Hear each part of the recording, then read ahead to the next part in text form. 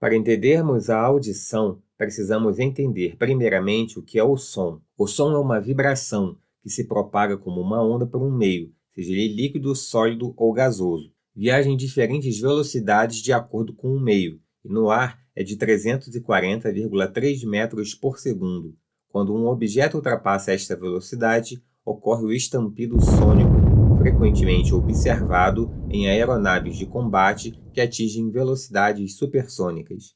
Os diferentes comprimentos de onda geram padrões de sons distintos. Nesse experimento, utilizando diapasões, podemos perceber que as diferentes vibrações geram sons mais agudos ou graves. Entendido basicamente o que é o som, vamos entender como é captado e interpretado pelo organismo. O ouvido é dividido em uma porção externa, média e interna. A orelha externa contém o pavilhão auricular, mais conhecida simplesmente como orelha, o meato acústico externo e o canal auditivo, se estendendo até a membrana timpânica. A orelha interna contém os 3 ossículos auditivos, o martelo, a bigorna e o estribo. Já a orelha interna é a que contém a cóclea. Vamos entendê-los melhor. O pavilhão auricular atua captando os sons do ambiente, convergindo as ondas sonoras em direção à membrana timpânica. Alguns animais possuem orelhas desenvolvidas e móveis, o que os permite maior captação de som e melhor percepção de onde estão vindo. A faixa de onda que os animais captam também variam, com diversas espécies, como os morcegos, capazes de se orientar utilizando sons inaudíveis aos seres humanos. As principais partes do pavilhão auricular são a hélice, antihélice, meato acústico externo, trago e lóbulo. Estas estruturas tortuosas têm a função de refletir o som em direção ao canal auditivo. Junto com a posição da cabeça em relação à fonte de ruído, este é um mecanismo importante para identificar a origem do som. Uma vez que as ondas sonoras foram convergidas do pavilhão auricular para o canal auditivo, elas atingem a membrana timpânica. A membrana timpânica vibra quando as ondas sonoras a atingem, e essa vibração é transmitida através de ossos diminutos que já veremos. Antes é importante salientar que para que a audição ocorra de forma satisfatória, é crucial a integridade da membrana timpânica. O tímpano pode ser perfurado em decorrência de infecções, traumas e condições congênitas, e isso interfere diretamente na acuidade auditiva. Para que o tímpano possa vibrar corretamente, é necessário que ele esteja tensionado, caso contrário, ele ficaria frouxo e a transmissão da vibração seria insuficiente. Para isso, há um músculo, o tensor do tímpano, que mantém-se contraído o tempo todo, mantendo assim a tensão no tímpano. Nesta imagem, vemos a membrana timpânica e os ossículos que conduzem a vibração da membrana timpânica até a cóclea. Foi dito que quando a membrana timpânica vibra, essa vibração é transmitida por 3 ossículos, sendo eles martelo, bigorna e estribo. Estes ossículos são mantidos em sua posição por diminutos ligamentos. Veja agora que é uma projeção do martelo diretamente associada à membrana timpânica. Quando o tímpano vibra, esta vibração é transmitida para o martelo. O martelo, por sua vez, está conectado à bigorna, para a qual transmite a vibração, que, por sua vez, retransmite para o estribo. Veja o seguinte: toda vez que a membrana timpânica se move para dentro, o estribo é empurrado em direção à cóclea, em uma abertura chamada de janela oval. Isso faz com que o líquido na cóclea seja empurrado para dentro toda vez que o tímpano se mova para dentro. O mesmo é válido quando o tímpano se move para fora, com o líquido coclear se movendo para fora toda vez que o tímpano relaxa. A amplitude de movimento do estribo corresponde a 3/4 daquela do tímpano. Assim, o sistema de alavanca dos ossículos não aumenta o movimento do estribo, mas, pelo contrário, diminui. Porém, apesar de se mover menos, a força do movimento é 1,3 vezes maior. Agora vejamos a diferença entre as áreas de superfície da base do estribo e da membrana timpânica. A membrana timpânica possui 55 mm3, enquanto a superfície do estribo é em média de 3,2 mm3.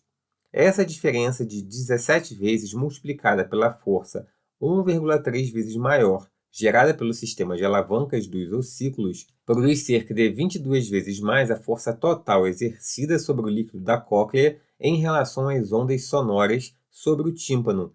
Isto é necessário, pois a membrana timpânica vibra com o ar, mas a cóclea é cheia de líquido, e como o líquido possui maior inércia que o ar, é necessário gerar mais força.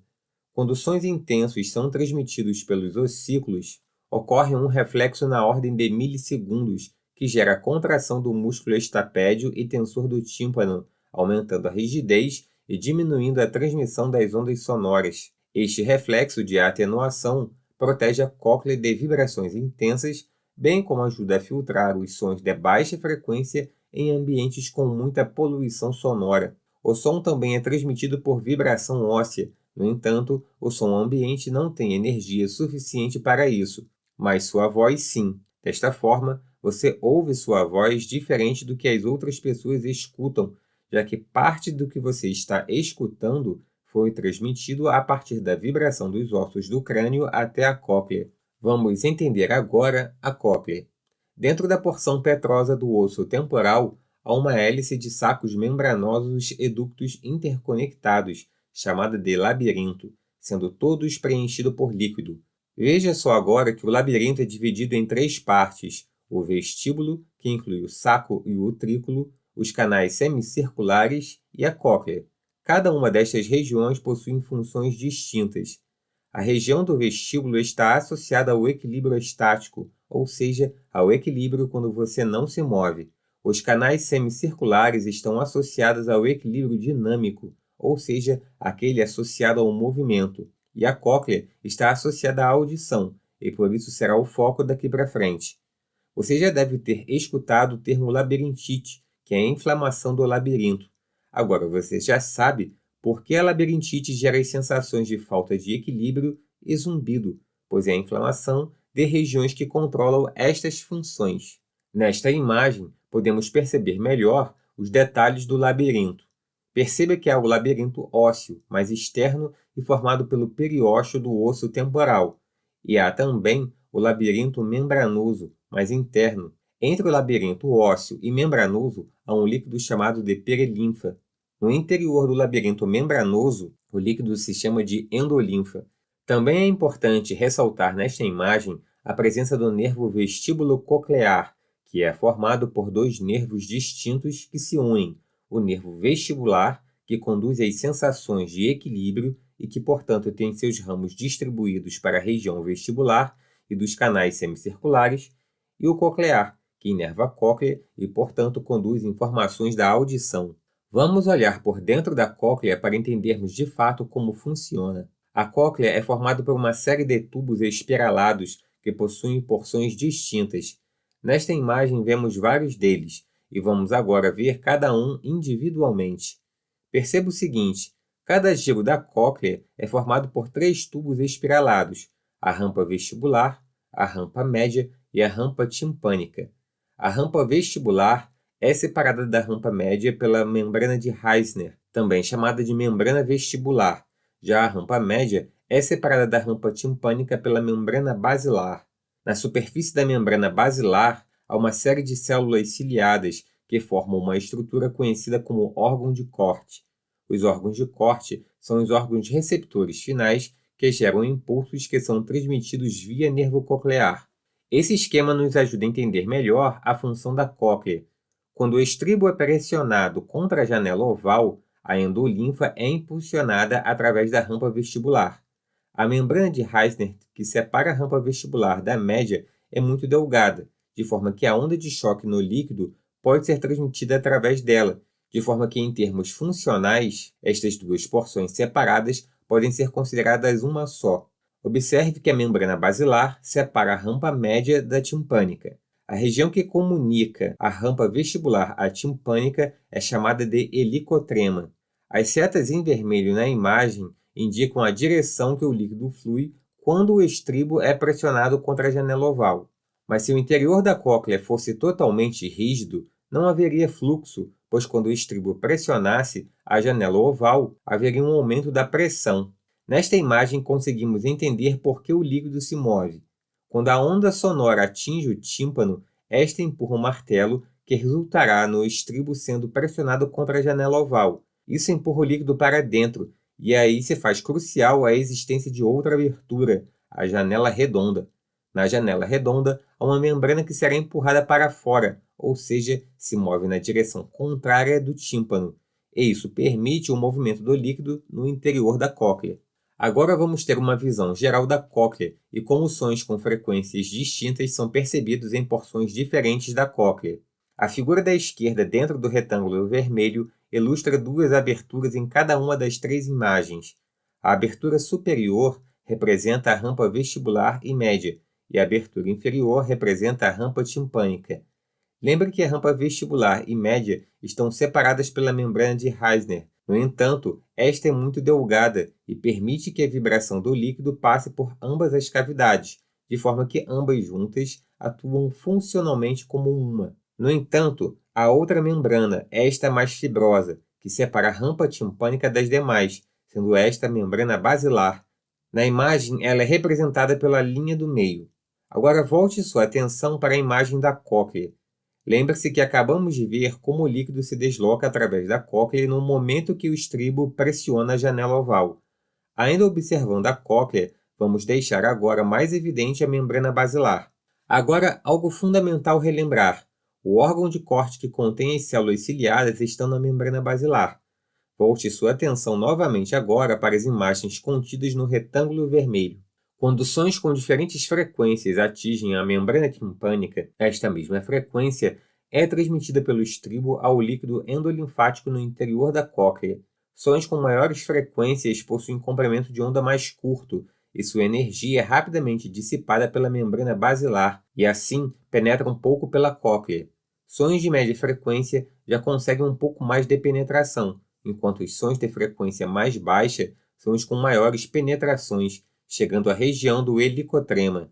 Perceba nesta imagem que conforme mais profundamente se penetra na cóclea, menor é a frequência do som detectado. O órgão de corte é o órgão receptor da audição, e os reais receptores são células ciliadas. Há dois tipos de células ciliadas, as internas e externas. As células ciliadas fazem sinapse com o gânglio espiral, especialmente as células ciliadas internas. Veja nestas imagens de micrografia eletrônica as células ciliadas. Os prolongamentos são chamados de estereocílios. O movimento destes cílios é que causa a despolarização da célula. Vamos entender como funcionam. Os cílios estão expostos à endolinfa e nesta região se movem. O principal mecanismo que induz o movimento dos cílios é a transmissão da vibração da endolinfa para a membrana basilar. Lembra que vimos que as ondas sonoras possuem capacidades distintas de penetrarem na cóclea. Isso acontece porque a membrana basilar propaga a onda de choque e as células ciliadas que estão acima delas são inclinadas neste momento, e isso move os cílios fazendo-os dispararem sinais. Nos cílios estão presentes canais de potássio e se estendendo entre esses canais, entre um cílio e outro, estão proteínas ligadoras. Estas proteínas atuam como uma mola, abrindo e fechando o canal de potássio. O primeiro e maior cílio é chamado de quiniocílio. Este não possui canal de potássio e sua função é desconhecida. Quando a direção dos cílios se dá em direção ao quinocílio, a abertura dos canais de potássio e o consequente influxo deste íon para o interior celular. O influxo de potássio abre canais de cálcio na célula, que por sua vez estimula a fusão de membranas de vesículas contendo glutamato com a membrana celular, fazendo com que este seja liberado no espaço sináptico para então se ligar aos terminais aferentes do nervo coclear. Quando o movimento oposto ocorre, a repolarização e os canais de potássio nos cílios se fecham e não ocorre a liberação de neurotransmissores. Embora exista um número de 3 a 4 vezes maior de células ciliadas externas, 90% das fibras nervosas auditivas são estimuladas pelas células internas. Porém, se as células ciliadas externas forem danificadas, há severo prejuízo auditivo. Assim, as células ciliadas externas exercem algum papel modulador sobre as internas, mas os mecanismos não são bem compreendidos. Bem, e como determinamos de onde veio um som? Lembra que vimos que sons de diferentes frequências penetram pela cóclea por diferentes distâncias? Assim, o estímulo de células nestas diferentes porções nos ajuda a identificar a origem do som, já que células em diferentes porções da cóclea estimulam diferentes populações de neurônios no encéfalo. Em relação à intensidade, quanto maior a intensidade do som, mais a membrana basilar vibra e mais as células ciliadas despolarizam. Uma vez que os sinais foram gerados nas células ciliadas da cóclea, estes devem ser direcionados ao cérebro para sua interpretação. Do gânglio espiral, as fibras penetram no bulbo nos núcleos cocleares, fazendo sinapse com neurônios de segunda ordem neste local. A maior parte das fibras cruzam para o lado oposto, no entanto, algumas fibras ascendem do mesmo lado por onde os axônios do nervo coclear penetraram no bulbo. Os axônios dos neurônios ascendem e fazem sinapse no núcleo olivar superior. Este núcleo possui uma função importante na identificação da direção da origem do som. Do núcleo olivar superior, as fibras ascendem através do leminítico lateral até o colículo inferior. Do colículo inferior, as fibras partem em direção ao tálamo, mais precisamente ao núcleo geniculado medial. Do tálamo, novas fibras partem e passam pela radiação auditiva em direção ao córtex auditivo, localizado no giro temporal superior. Perceba que as fibras da via auditiva de ambos os lados trocam muitas conexões entre si. Outro fator importante ressaltar é que no tronco encefálico há uma população difusa de neurônios, chamada de formação reticular, que possui efeito excitatório sobre o córtex. Fibras das vias auditivas fazem sinapse nesta região e por isso ruídos altos têm efeito ativador sobre o cérebro. Por isso é difícil dormir em ambiente ruidoso. Nesta imagem vemos a representação do córtex auditivo.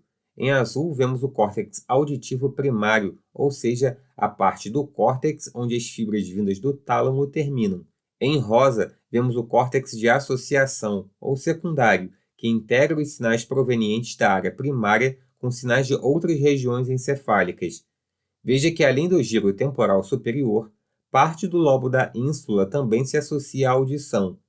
Perceba também que áreas específicas do córtex interpretam sons de frequências distintas, e isso é chamado de mapa tonotópico. O fato dos neurônios corticais responderem a uma faixa estreita de frequência indica que durante a via auditiva há a seleção de neurônios transmitindo impulsos em resposta a comprimentos de ondas específicos. Essa característica cortical é possivelmente importante para as sensações psíquicas em relação ao som, bem como para a detecção da origem e direção do som. A lesão do córtex auditivo em animais de laboratório não elimina completamente a capacidade auditiva, mas a reduz significativamente. A lesão exclusiva das áreas de associação não faz com que a pessoa perca a audição, mas diminui a capacidade de perceber padrões sonoros como os tons. A área de Wernicke, localizada no lobo temporal superior, faz parte do córtex da área de associação auditiva e é responsável pela compreensão da fala. Se localiza apenas em um dos hemisférios, sendo no esquerdo de 95% das pessoas destras e 70% das pessoas canhotas. A lesão da área de Wernicke torna o indivíduo incapaz de compreender o significado das palavras, embora ela possa repetir o que ouve. Esta condição é chamada de afasia sensorial. Outra característica importante é que, como há muita comunicação através de ambos os lados da via auditiva, dificilmente uma pessoa fica surda em decorrência de um acidente vascular cerebral. Isso só aconteceria em uma lesão bilateral. Agora vamos ver uma visão geral da audição.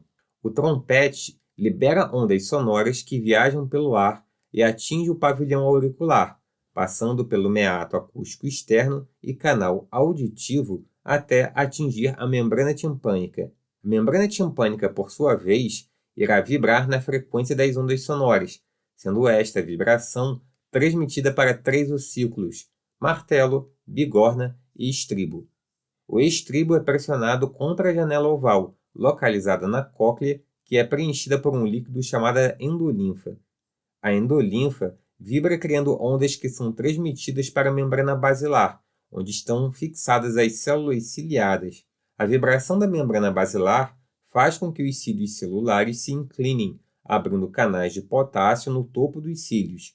Isto leva à liberação do neurotransmissor glutamato, que cai na fenda sináptica e se liga aos receptores dos axônios do nervo coclear, que então disparam potenciais de ação. De acordo com a posição, as células ciliadas respondem a diferentes frequências de som. As localizadas na base detectam sons com maiores frequências, portanto agudos. Conforme se afasta do início da cóclea, os sons detectados são de frequência cada vez menor, até o ápice da cóclea, onde os sons detectados são os de menor frequência e, assim, os sons mais graves. O nervo coclear conduz a informação ao cérebro, que traduz a informação sonora. Obrigado por assistir o vídeo e até a próxima!